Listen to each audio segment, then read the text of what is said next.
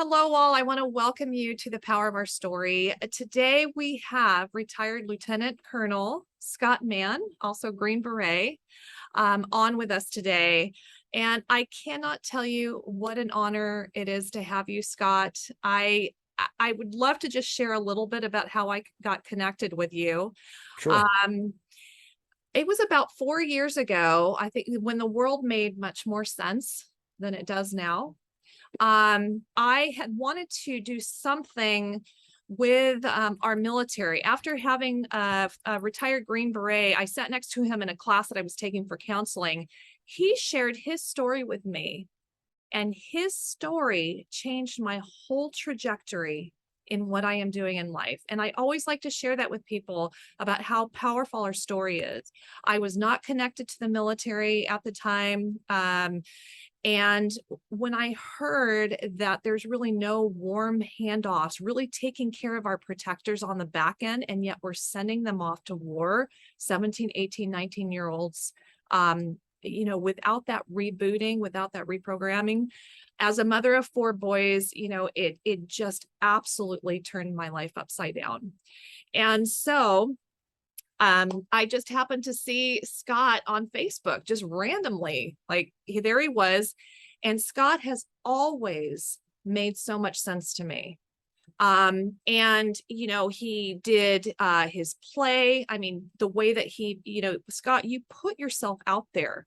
You learn new things to get the voice out there, to help the people, to Gold Star families, to, the people that we lost in Kabul and the impact on all our veterans. And I just have so much respect for you because I see you as a true leader, whether you're in the military active duty or as a veteran. You are boots on the ground. You back up everything I've ever heard you say in public. I so admire you. I am so honored to have you. And I'm so grateful that you are here on the 1-year anniversary of the Kabul withdrawal to share about the stories that you have in your book, Operation Pineapple Express. I have all the information on the chat, and I will have that on the YouTube channel too. So with that all being said, Scott, welcome. Hey, thank you so much, Sarah. What a wonderful introduction, and it's so good to be here with such amazing leaders and people who care so much about our military and our military families. Like that's what I'm most excited about, and to be talking to the mom of a Ranger, it's a very cool thing. So I'm honored. Oh, thank you so much. And you actually really encouraged me in the process of my son, taking on that role now. So anyway, please share how all this came about, how you got involved in Operation Yeah. Pineapple Express. Thank you. Yes. Well, so I was listening to Kahan as we were talking to her before we started the recording, and when she started talking about she does work with theater, it stopped me because that's actually what I was doing before Afghanistan collapsed. I retired 10 years ago as a Green Beret officer. It was what I had always wanted to do. I loved every second of it. It was the most amazing journey in my life, working with indigenous cultures and helping them any way that we could to stand up on their own. And I was at the top of my game. And when I retired from the military in 2013, I actually left the Army at a point when I didn't really plan to. I had come back from my third tour in Afghanistan. We had just run this program called Village Stability Operations. We were getting that underway, working with locals the way we probably should have been in the beginning.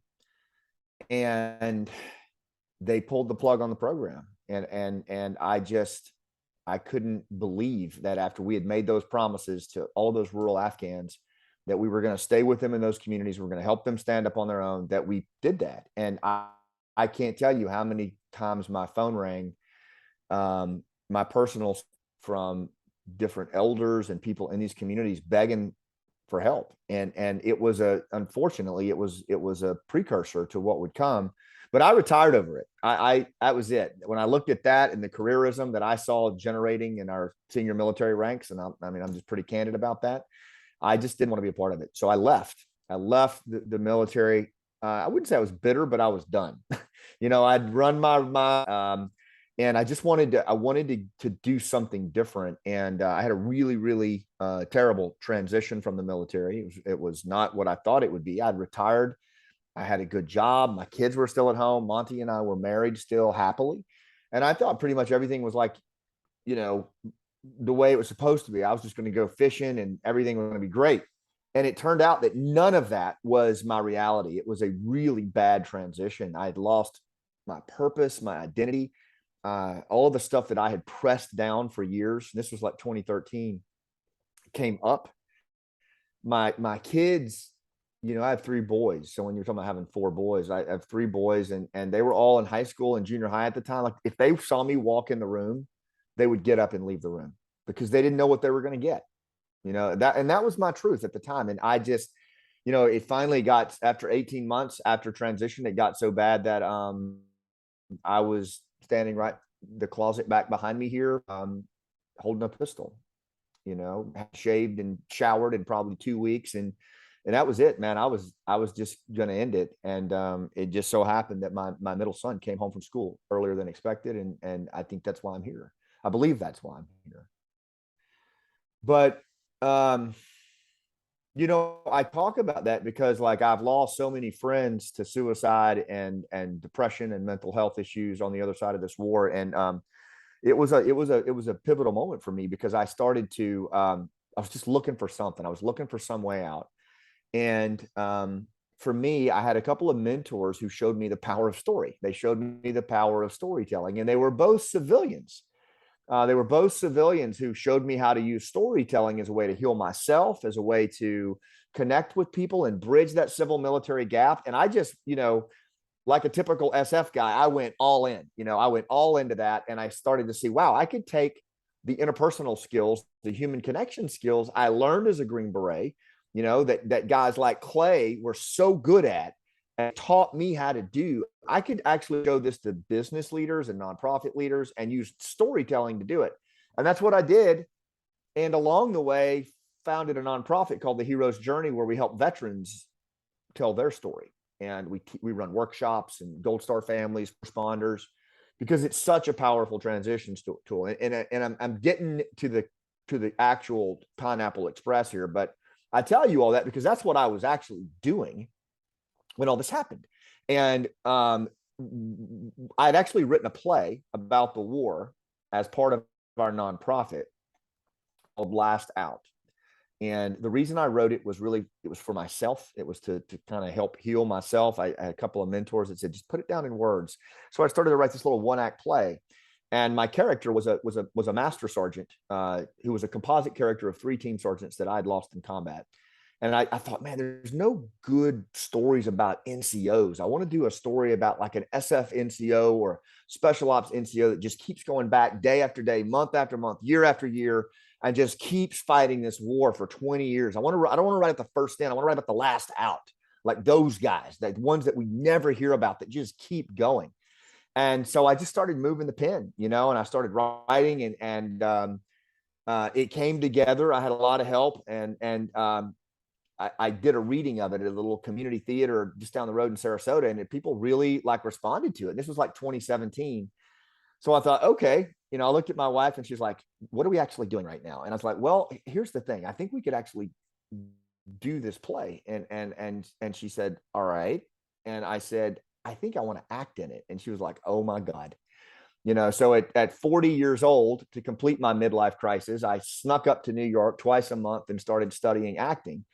And we selected a group of veterans who were also actors, and we put this play on, and we toured the country, 16 cities, 250 PTS interventions in the lobbies, performed it for 75 Gold Star families. Like it was intense. And then COVID shut everything down, and we turned it into a film. That film was about to debut on September 11 when all of this started to happen. That's where I was in my life. And I tell you all that because I had no intention of getting involved with Afghanistan again. I had no intention of getting involved with the military again. I retailer, I really put a lot of value on restoration and healing, and that's where my life was. I had put a lot of this stuff behind me, And so when my friend Nezam started reaching out in the early parts of the summer, he was a former commando who I'd met in 2010, an Afghan commando, Afghan special forces, and even went to our Q course. He was a certified U.S. Green Beret. He had an SIV packet in for a year, and had no response, and now he was getting texts from the Taliban saying, we know exactly where you are. We're going to take you out. You're the first person we're coming for, right? We know where you are. We know you're in Kabul. And he was hiding in his uncle's house, like Anne Frank, and no options, just none. And, and the people that he called in the government weren't picking up the phone. And I think for like a lot of people who've been involved in this, certainly Operation North Star, some of the finest Americans on the planet, man. I mean, like none of us expected this. Like we knew it would probably happen, but we didn't expect to get drug into this the way that we were. And we were glad to do it because we love our partners and we love our allies, but like we kind of thought the government would pick up the phone. And they didn't. And so Nizam, it just kept getting worse and worse and worse. And I kept saying to myself, I'm just helping him with his visa, not getting involved again. Cause I'll be honest with you, I didn't think I could take it. I don't think I could go back to that again. I couldn't deal with it. And when finally when Kabul fell, and that was the worst, that was probably one of the worst days of my life, sitting there. I can still remember like literally inches from the television. And I hate the news. I don't watch the news. I'll go on it sometimes, but I don't like to watch it. And I'm watching Fox News and CNN at the same time, flipping back and forth. And I'm watching, Kabul literally collapse in front of me. And the Taliban are strutting around in the uniforms and kit that we wore and driving the vehicles that we drove. And Gold Star families were calling me, buddies were calling me like, man, what is going on? Like, what is this? And no one knew what to say or do. And I just remember thinking, this is like the worst day of my life. Like this is the worst day of my life. And that's when I got on the phone with Nezam and I was like, check it out, dude, you're getting the hell out of there. Like we're getting you out. I have no idea how we're getting you out, but you're getting out. You understand? And I think he kind of thought I was crazy, but I meant every word of it. Like that was it for me, that the switch just flipped. Like I am everything, all the friends lost, all the missed holidays, our youth gone. Like it all came down to this one guy, just this one dude. If he could, whether he lived or died, I felt like was whether I would live or die. And I called a couple of buddies, SF guys that had fought with him. Some of them were active duty. And, every single one of them, Sarah, every single one said, absolutely. They didn't blink. They didn't even hesitate. They just said, what are we doing? Put the band back together. All right, let's go. And it was a bunch of, old dudes trying to figure out what to do, but we figured it out pretty quick and we got to work. And, he ultimately got out and when he got to the gate, they were going to toss him out. And we got in touch with a diplomat who was on the other side of the wire, who we told the story, talking about storytelling, right? We had his phone was being blown up.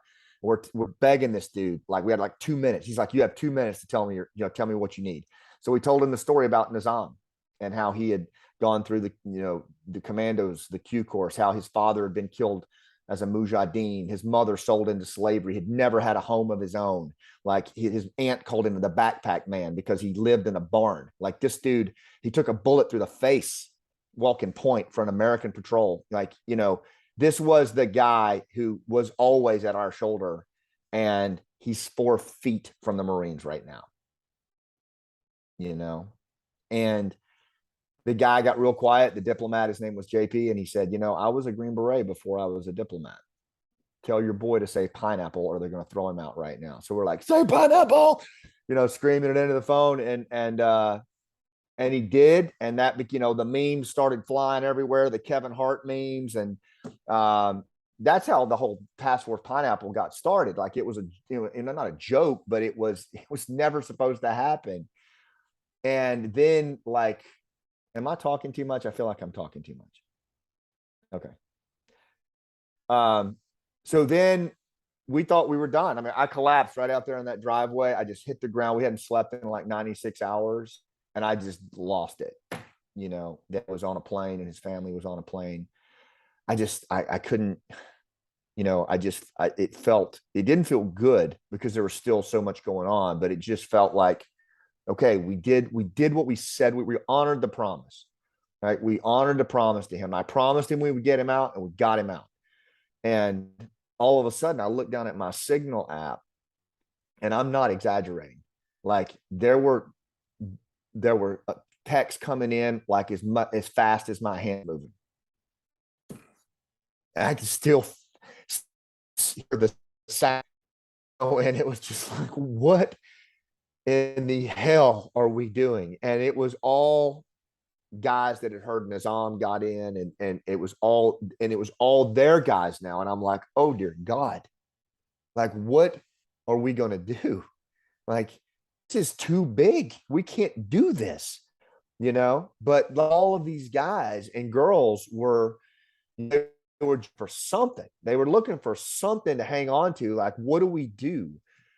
And I looked at my wife, you know, and our kid, our baby boy was getting ready to move into college. We're about to be empty nesters in like 12 hours, you know, and I just thought, holy crap, like I'm back in this, man.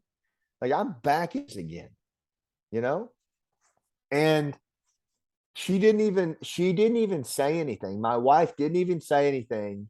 She just smiled at me and she said, I'll go start supper. Like, I don't know where we find our families, you know, like where they find what they do, but, and that was how it started, you know, it just, we opened the chat room up and played North Star, I suspect, and Dunkirk and all these other groups. Like we were no different, no better, none of that. Like it was happening all over the place. But what was so cool, what was so amazing, what was so like, I still get a big grin on my face is how our veterans and our military families just jumped into the fray. Like they didn't hesitate. They didn't go, oh, this is too big for me. This is too much. I can't do this. They just jumped in and they started doing what they do best, which is just lead, you know, and they showed the nation what it means to lead when it's hard. And I just was in awe of it. I think really that was probably the last time I did anything was significant in the whole thing, Sarah, was I opened the chat room up because all of these amazing people came in and they led and they took over and they worked it. And it was this self-organizing system that was just would ebb and it would flow and different people would come in when one person was tired. Nobody talked politics. We just got to work, you know, and mostly I was just in awe of it. I didn't do anything except just admire and try to cheerlead as much as I could, like Clay, who just jumped in there, man, and just started swinging. But that's when I decided when the bomb went off, that's when I decided to write about it because I felt like I could see already that the government was turning the page on this. And I'm talking, this is very apolitical for me. This is Republicans and Democrats both should own this. But the book just got closed and we're all sitting around here looking at it going, what the hell just happened? Like, this is a 20-year war, man. We bled for this thing. Like, no one's talking about it. We're not going to do any AARs. We're not going to do any hot washes. There's no public hearing, like nothing. We're just going to leave these commandos and our partner force like on their own. Like, we can't do this. We've done this before.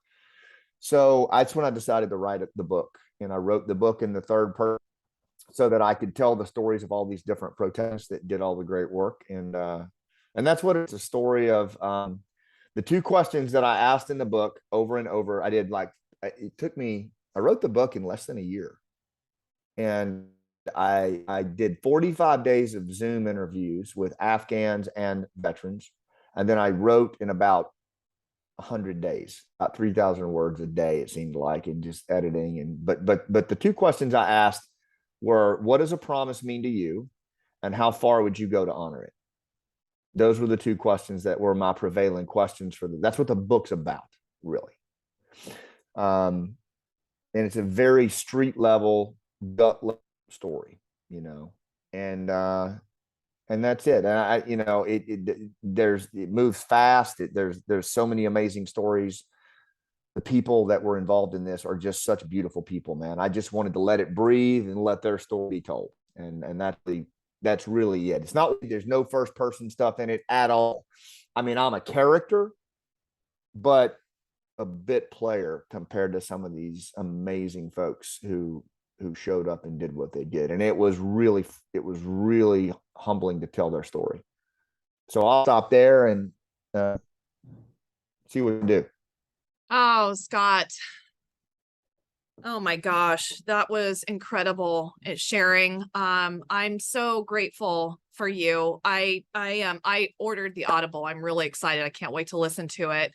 And I just want to say too, I didn't put a plug about your play, The Last Out. As a civilian, Oh, that's fine.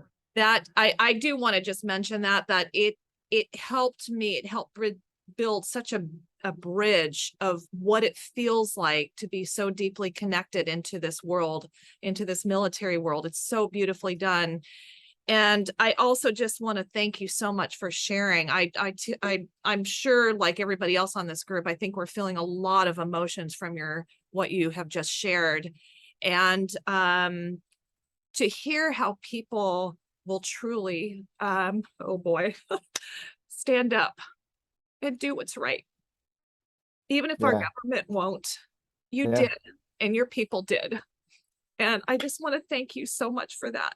That's why I love this. I love the power of our story, because I feel like people like you come and share your story, and we network and we build friendships. And these are the people that are like you, that care. So I just want to thank you so much, Scott. And I'm going to open it up to everybody. Ryan, you've got, or Chris Gregorio, you've got your hand up there. Powerful as every time I hear this and hear you speak about this, brother. Two questions, I guess. You spoke very briefly about I think what so many of us feel. I don't really want to use the word disdain, but I will say disdain for command or the government and the decisions that are made politically. You chose that path to step away and to retire. Your story seemingly is pretty similar, it seems, to Stuart Scheller's, although not as in a dramatic fashion. I believe very heroic. Where I work at in my civilian job, and we had a leader that wasn't able to get things accomplished that she wanted to get accomplished, and did the same thing and walked away. At a leadership level, and again, the work that you guys did was absolutely amazing in the lives that you saved. But from an organizational level, all the way down to, I guess, battalion commanders and maybe even lower, to shift that culture and to keep leaders responsible and accountable for their decisions, because we all know that the lower rank and file, you sneeze wrong, you're going to be held accountable. But it's not up and down the chain as it should be. I agree, Chris. It's a great observation. It's such a great observation, man. And I will speak to this because I feel very about this. And Stu and I have talked about this. And this is in the epilogue of the book. So I prayed about it, and I really I struggled with this, Chris. And I'll tell you the reason I struggled is because the people that we're talking about, for me, and you all have your own connection to it as well, but for me, the people that we're talking about are the people who raised me operations. Like, these were people who taught me how to work with your partner force, how to never leave your partner on the battlefield, how to literally treat your partner as if he's your brother, because everything that you do as a Green Beret is with and through the indigenous population. There is middle ground. Like that is a hard, fast, yes, it's an implicit arrangement, but it is understood throughout the special operations community that that's how you roll. And so it is beat into your head, right? And to your point, like a lot of junior leaders held to account for that, right? I mean, they're held to a very high standard. So for me personally, when I witnessed there's no way that you can qualify this as anything other than a massive moral injury on our veteran population caused by a wholesale abandonment of a partner force and a violation of a promise that we were taught from the time we came in 9/11 and fought this thing. That, a complete violation of everything we were taught. And that by definition is a moral injury. And if you want to numbers are, let me just give you a few numbers on this. And then I'm going to get to the point about the leadership. According to a survey that was taken in November after the collapse, 73% of veterans feel betrayed. 67% feel humiliated, right? Those numbers dwarf Vietnam responses. Now, granted, that population was decimated, but like this is massive. There's been an 81% spike in severe mental health crisis calls on the VA hotline, yet no mention of Afghanistan or anything about it on the webpage, right? I mean, it's just one thing after another where it's so explicitly obvious that our veterans and our active duty folks, by the way, have been racked by this. Like they've been racked by this. And when you consider the fact that our suicide rate is somewhere for post 9/11 veterans and active duty is somewhere around 30,177. That puts the 22 a day in a little bit different perspective. 30,177 post 9/11 and active duty folks. That's not counting the Vietnam generation, as opposed to 7,000 plus combat killed in action, which is not to diminish, but to me, those are combat casualties, those 30 plus thousand. The bulk of those came in the last 3 years, man. So what's it going to look like with 70% of the population feeling betrayed and 67% feeling humiliated? And this is where our leaders, yes, I know it's hard to look at this and go, man, if I raise my hand on this, particularly as a military leader, I'm going to lose my career or whatever. But the point is, that's all in the past. It doesn't matter. That now it's about what are we doing to address this moral injury? Because if we don't address the impact this has had on our veterans and our active duty folks, look at recruiting, look at retention. Do you think there's not a correlation there? Any Trump monkey can look at this and see that the reason that people aren't staying in the military is because we violated an implicit promise and they don't want to be a part of it. So, I mean, like, for our leadership to just be the silence, and again, it is political, it is dramatic. I am specifically speaking to our military senior leaders right now. Their silence is deafening. They are not in the public space talking about this, and I'm talking about past leaders too. Where are they? Chris, I interviewed so many NCOs and junior officers, active duty and veterans who were involved in this thing. And the number one question they all asked me at the end was, I have a question for you. Where are the generals? Where are the generals right now? That's all I want to know. Where are they? Because we want to necessarily come over the coals. It's like we need them to help us move through this moral injury and to look at what happened, have a discussion about it, and make the actions and corrections to a systemic problem of abandonment so that we know it won't happen again. Because that's the only way that we're ever going to solve this moral injury. Veterans and the people who had it inflicted upon them realize it won't happen again. And, that's got to be addressed. So that's a really long answer, but this is something I am really big on and not going away on, because it's a massive problem and nobody's talking about it. Thank you, man. And that's why you're so heroic, motivating, and inspiring.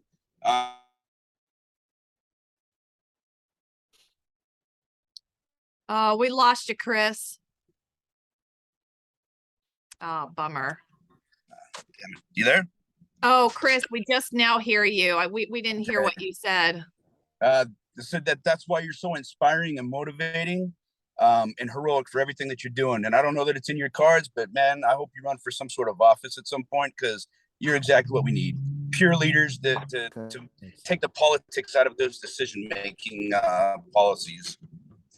You got to take. Thank you, brother. We got I'll to vote take the for you. politics out of it. God, I'm voting for you, by the way. That was so powerful. Thank you. I know Teresa's got a great comment here. Teresa, go ahead.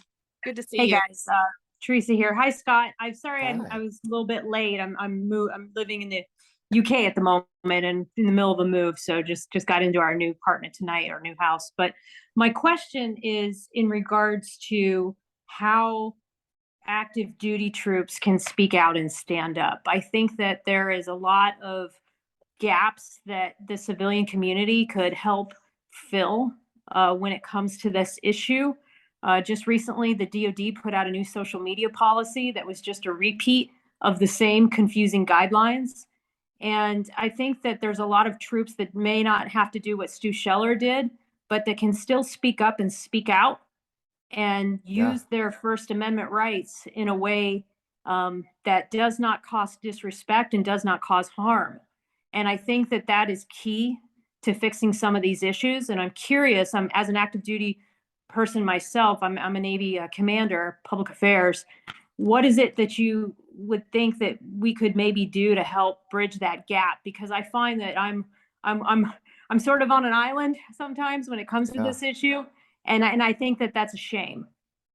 I appreciate the question a lot. And I've really tried to think about this hard and talk to people about this. And I think your observations on like the social media angle, I think that is something that we really need to look at. And if we're going to continue to evolve the military the way it seems that we're doing, then I certainly think, particularly when it comes to things like this, where like a moral injury, is in play, where there's just something, because I'll share this with you all. Like I've had several people, again, who I really respect in the general officer, flag officer world, have either contacted me, or some have sent messages. Like I got a message from a very, very, very senior special operations flag officer that said, "Hey, remind Scott that he's a quiet professional."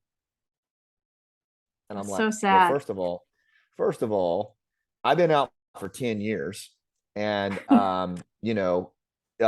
being silent when a moral injury is inflicted on 73% of the veteran population that's not being a quiet professional. That's being complicit. It is. And and that level of, and it is to your point that you put in the chats there. Adam Gant, I believe is his name, Dr. Adam Gant out of Wharton, who is an organizational psychologist and a really smart guy. He testified to the Senate Armed Services Committee, or the House Armed Services Committee. I can't remember if it was the SAS or the House, but he was talking about how the lack of innovation and the careerism in the military is a national security threat.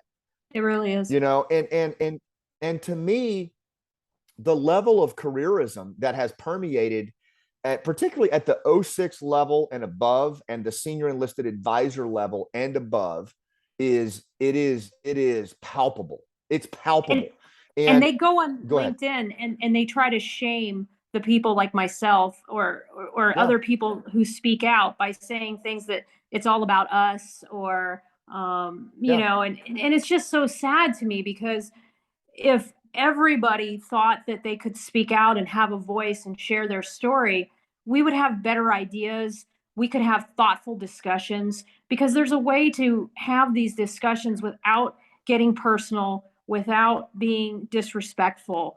And if everyone knew how to do that, then there's nothing they could say. And I've often thought that what we need is an army of like free speech lawyers to back up the people that wish to speak out.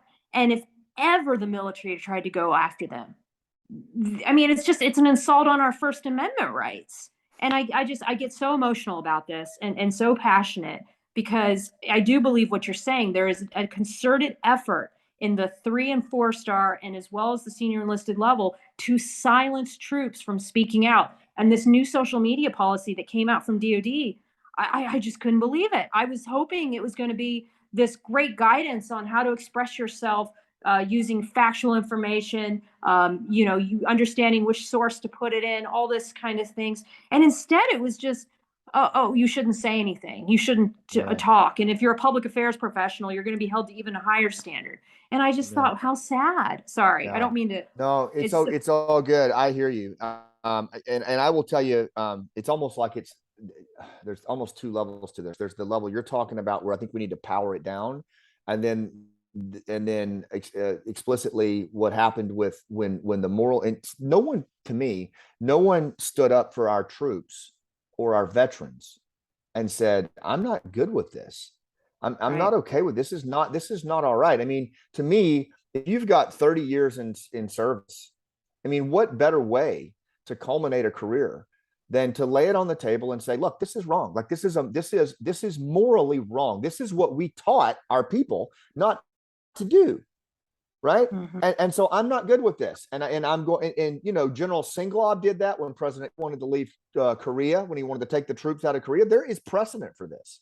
And the last thing I'll say on this, and I know we got some more questions, is that I have a friend who was a 06 in Army Special Ops Command. And I'm not going to give his name because he's still on active duty.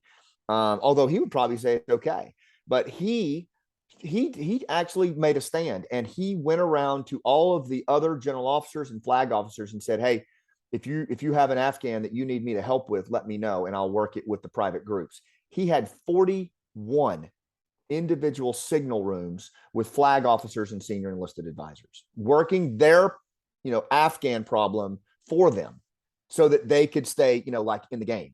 And that was what I had a real problem with, was that, like, it wasn't that these generals and flag officers weren't helping and doing things. They were doing things behind the scenes, but like I met with General Milley in the Pentagon, and he talked about how they had a private room that they were working the problem, but yet the war room sat quiet, and that's where it's like, okay, that's fine, but you're shifting the responsibility of this onto the veteran population. How can you do that? You can't do that. Like, these people gave everything, and now you're going to put it on them, and they're still carrying the load. A year later, they're paying for safe houses. They've cashed in their pensions. They don't have any money left. They've lost their jobs, for God's sakes. They're trying to keep people alive, and they have so much on them, right? Like Clay and these guys in North Star, we've heaped more on them than we did on them in combat, and they've had no relief. So I'm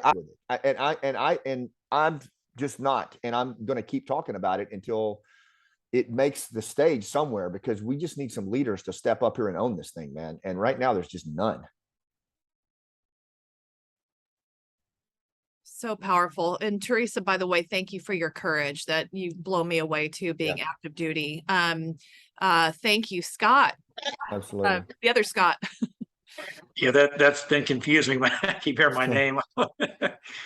Hey, Scott, thanks for your service, and thanks for your continued service. You said a lot of things, and I'm on board with you. And I was listening to your story and the emotions that ebb and flow, during what you were saying, and then listening to the dialogue here now afterwards. I've just got so much that's happening in my head right now, and for me as a Marine officer, the curtain really got pulled back as a field grade officer, right? As a major, where you kind of step away from being with the troops daily, and you're on a staff, and you start seeing how things operate at a different level. Yeah. And then as a lieutenant colonel, I really saw a lot of things.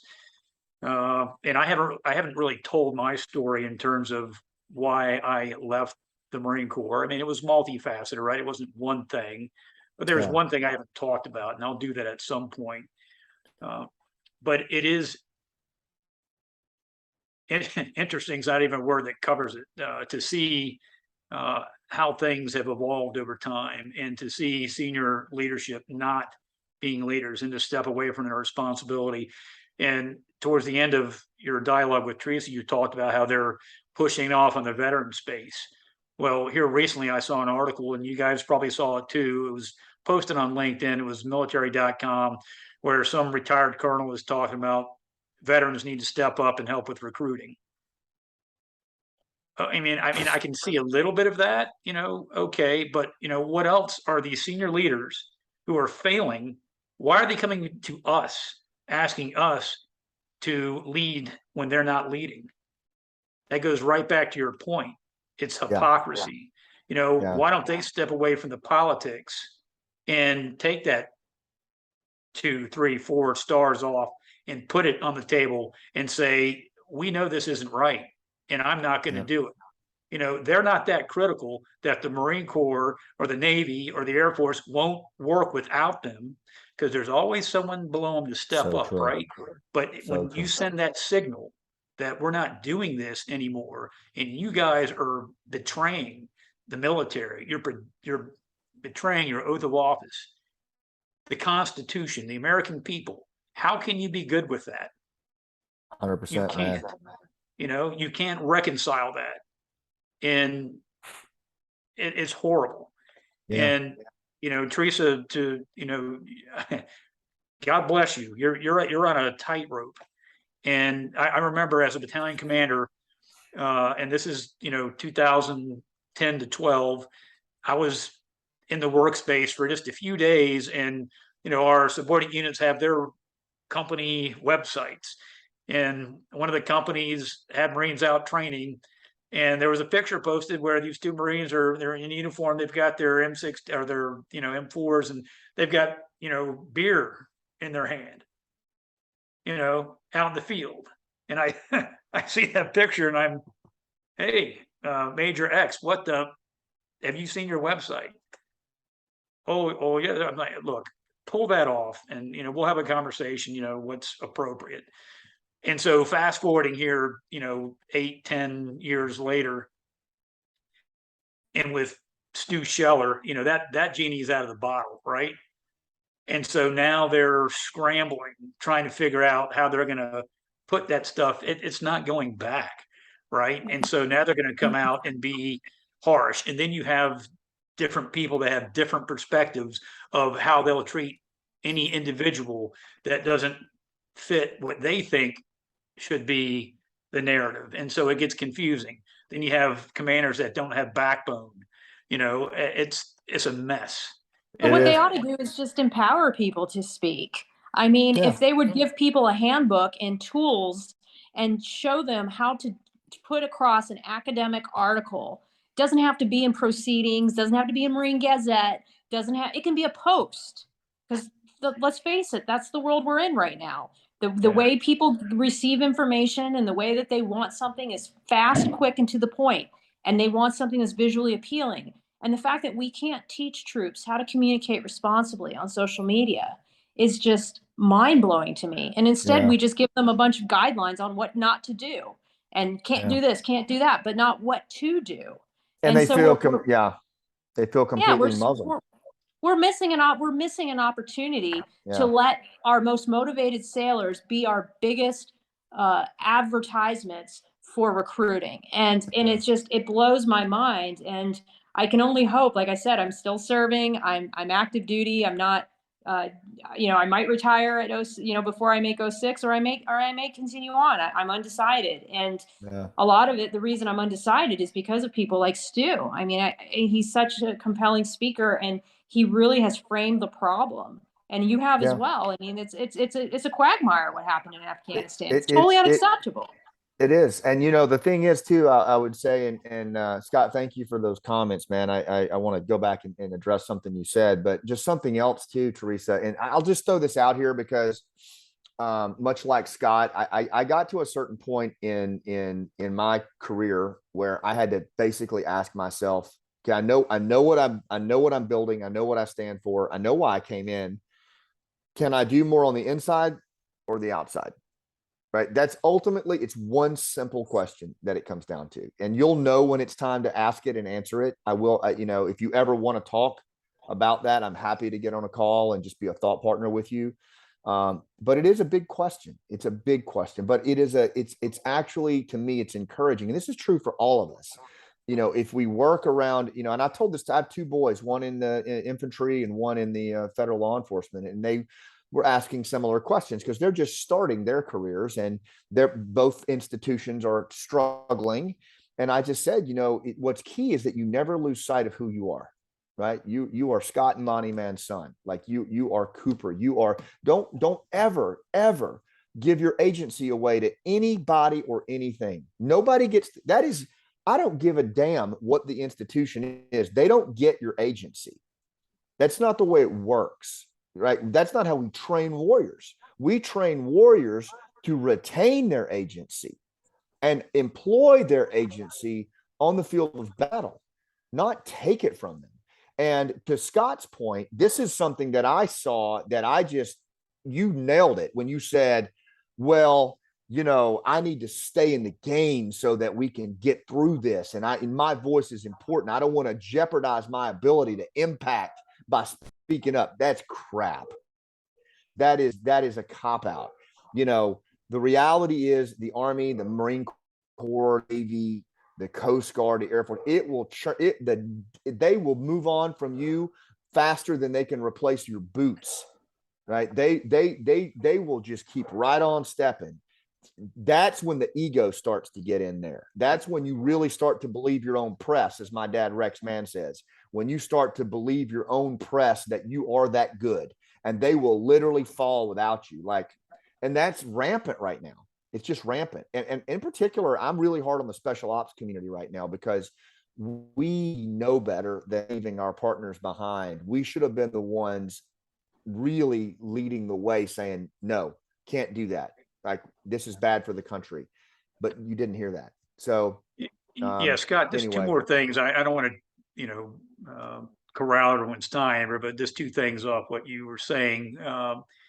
One is when somebody contacts you and says, you need to be a silent warrior, unless you're saying what they want you to say. Again, there's hypocrisy wrapped up in that, right? I've been out, it'll be 10 years for me very shortly that I've been out, and I kept my mouth shut out of respect for the institution. Same. But over time, I've been more vocal because I see there's a problem. I saw it, and that's one of the reasons why I left too. But then you get out and then the world takes over and you're trying to find your purpose. You're trying to figure out, what am I going to do? So you become a little sidetracked. And it's interesting how purpose can find you. Sometimes you're looking for it, but other times it can find you. And I think that's what happened with you. It's happened with me. And so now I feel an obligation to speak up to to the higher order, a higher cause. One of the reasons why we do this, that matters, that still matters. And that's more important than the politics that get intertwined at these upper levels, to where people are making decisions that are career decisions instead of people decisions and what's right for our country. And that's where they've lost the troops. That's where they've lost the American people. And this is, I saw something on LinkedIn again. I can't think of it. Is the author of Echo and Ramadi, Scott? I can't think of his last name. Oh yeah, Scott. Husing. Yeah, Great guy. He posted about General Livingston that made a comment about how the fall of Saigon looked like a professional event compared to the catastrophe that was Afghanistan. Right. Spot on. And without getting into that, he had a lot of good comments. And, of course, he's a retired general officer and he's speaking his mind. He probably spoke his mind as a Marine his whole career. But yeah, hey, I'll stop now. But thank you, Scott, for what you're doing. And I'd like to chat with you at some point down the road too. So I'd like to make time for each other here. Cool. Yeah, we will. Really interested in your journey. Thanks, Scott. So it looks like we have maybe time for 2 more questions. So we'll have Paul and then Goodell.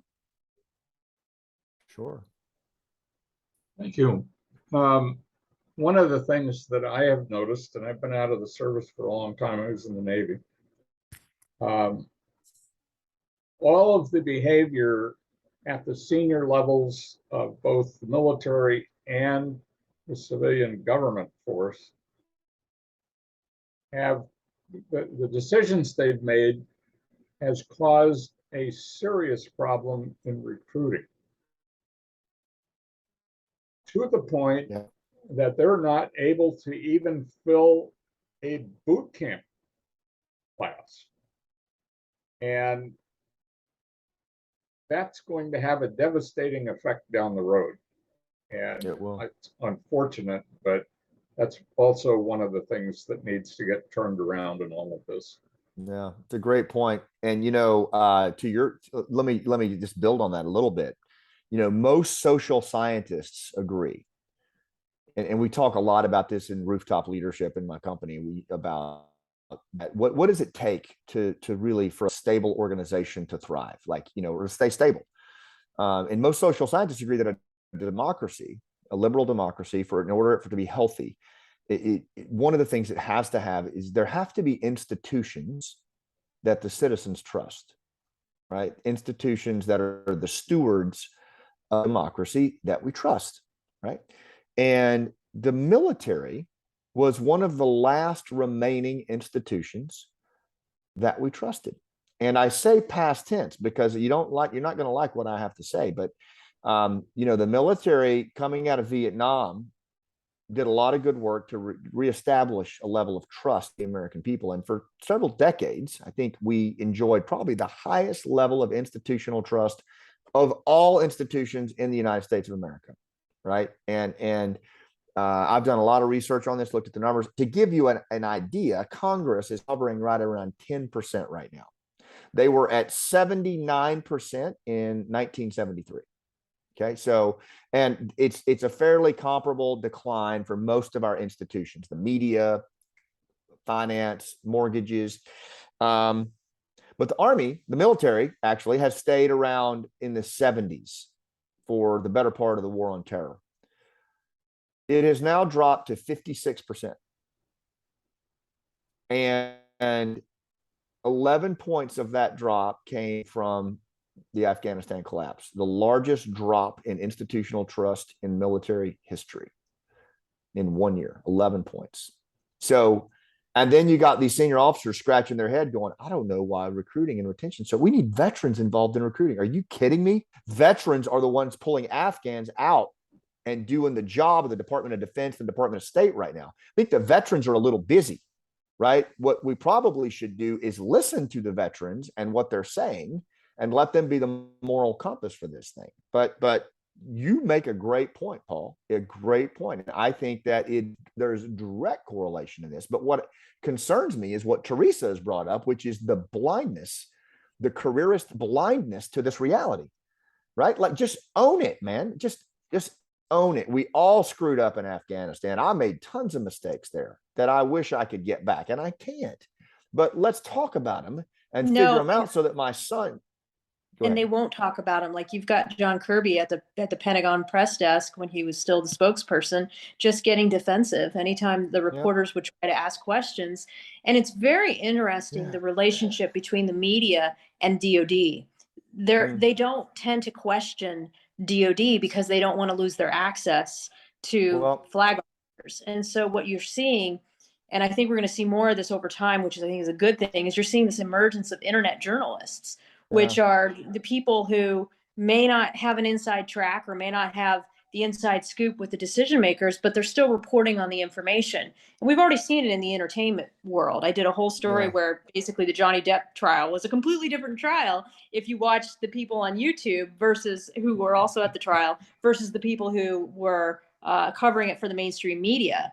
And so I think that's also part of the problem, is that the mainstream media is in denial of the denigration of the military. Like, they don't see it either because they're in this bubble. There's this cloud of just obliviousness going on at the highest levels of the military. We called it the gray ceiling at SOCOM. We called it the gray ceiling. and the other thing, and I know Paul wanted to say something else, was that there's also this in our culture. Our military culture is like, you don't question the actions or deeds of a flag officer or a senior enlisted advisor that led in combat. That's like that's out of bounds. You don't bring that up. right? It's like, and it's like, wait a minute. If any of these cats ran a company that had been fired a long time ago, and why can't we question and look at the way that they led through that part of the war? We have to do that. That shouldn't be off limits. And there's also a lot of tribal affiliations where this special operator has an affiliation with this general they moved all the way through their career with. And if you bring it up, it's like a tribal assault on that general officer. And it's not just ops, it's Marine Corps, but we have these tribal affiliations where we protect these flag officers. And it's not good, man. It's not good for our institutions, particularly when we're making these kinds of systemic errors in partner abandonment and the way that we're navigating the world. Like we got to dispense with that. It may take some kind of congressional intervention or something, I don't know, but it is a real problem. Like no one is speaking truth to power at all. And Right. like there hasn't even been a formal after action review on Afghanistan within the special ops community. The word I'm getting from the lessons learned people who are part of Pineapple and who work in USASOC and SF Command and other places is they're saying, if you bring up Afghanistan, you're done. Your career is. I was going to share one thought quickly. Scott, I appreciate your insight into the institutional support, which I believe is what you were talking about, and the trust. Yeah. I had not thought about that in terms of recruiting, but that's where the recruiting problem is. It's the lack of trust. And, No trust. And so I share that, and I yield. Thank you, Paul. Thank you for bringing it up, my friend. And I think you're spot on. So I think out of respect for your time, Scott, I know you need to get going. We have one more, but just before we go to the next question, I want to remind you guys that Stuart Scheller is actually going to be on our talk September 16th. And I was talking to my husband. I said, you know what? I really want Scott Mann to be the one that interviews him. And so it's so funny that we're talking right now because that is my hope. Scott, I was going to talk to you about this afterward and then talk to Stuart to make sure everything would be okay with that. And then maybe see if we can have room for a 2-hour conversation on that day because it's so obviously needed, right? I mean, this is really good. So anyways, chew on that one, Scott, and I'll get back to that. All right. Right okay. on. Thank Sarah, you. I can't say no to you. You know that. Oh man, I'm so glad for that because these conversations are so great. Goodell, you want to end us off here? Yeah. Hey, just really fast. Thank you, everybody. Sarah, thank you for hosting. Thank you for having me. Scott, it's been a pleasure. Been an honor again to have served with you with Norsar, Moral Compass, and everybody. It's been daunting to say the least. With everything happening.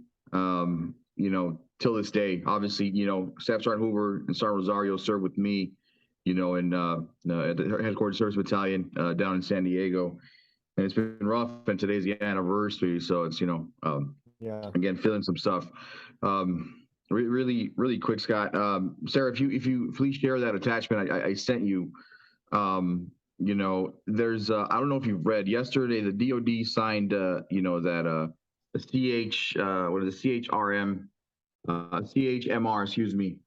AP plan, which is the Civilian Harm Mitigation Response Action Plan.